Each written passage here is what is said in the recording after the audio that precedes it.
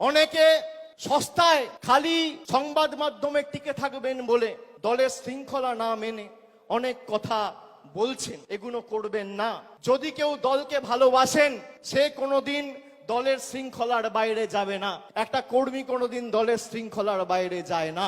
আমি এমএলএ, আমার কত ক্ষমতা, আমি দলের মুখপাত্র, আমার কত ক্ষমতা, আমি দলের সাংসদ, আমার কত ক্ষমতা, আমি টাউন চেয়ারম্যান, আমার কত ক্ষমতা দেখাতে গিয়ে আপনি দলকে ছোট করছেন।